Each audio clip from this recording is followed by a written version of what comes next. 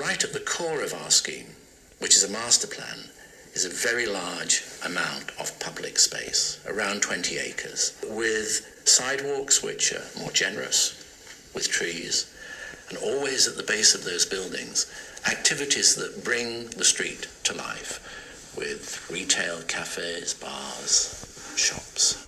That as you move down from that public space, by ramps, there's the public memorial where you can move around the edge of those voids below, and it's empty. You can never move into the space. If you come to the edge, where you are allowed to come to the edge and you look up and you see sky, you see an empty sky. You never see a building, you never see a tree. You can hear the muffled sounds of the city beyond, but it's empty. Around the memorials, we've got the transportation, which obviously is very important. We're trying to do a new transportation hub that pulls together the PATH train, the 1 and 9, the N&R, the Fulton Street hub into one area where you could even get an airport train from there. So it becomes a major transportation node for the whole of Lower Manhattan. And the movement of people, but yet in heroic spaces, so that it's a pleasant experience is really what that transit hub has got to be all about. It's like the gateway to arrive and to see the city, to see it there, to see the sky. And it's right below the towers, so as you come out between the towers, you're looking right up between those two towers, and you're seeing that space which goes right the way up the building. So you're actually right at the bottom of it. It's more than Grand Central Station. It's a really dramatic space. We elected for something that was in every sense unique, in that it would be perhaps the first twinned tower, not a twin tower, but two towers that kiss each other structurally, visually. They have a gap which varies between them. You can move from one to the other. They do share public platform spaces up in the sky, but a very special geometry and set of principles.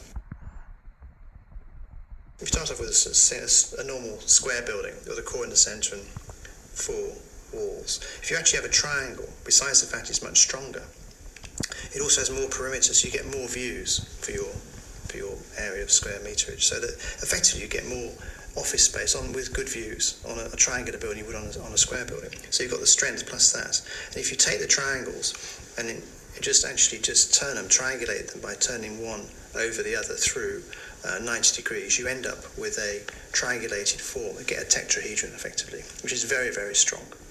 And each of those modules, which is 150 meters high, is repeated for 3 times for the height of each of the towers. So each of those triangles you see is actually the same on every building. They're all the same. All the glass sheets are the same. It's very repetitive. It's very buildable. It's immensely strong.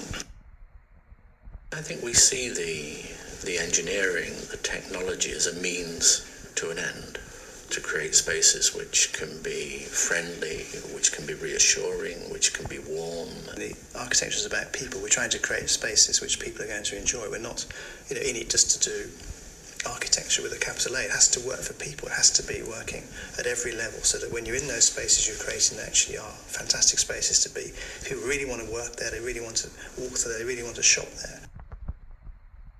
We're looking to the future. We want to build a new future optimistically, and what do we leave as architects for our children and their children after them, and the sustainability issue and the husbanding of the precious resources in the world is definitely something that we should be leaving as a legacy.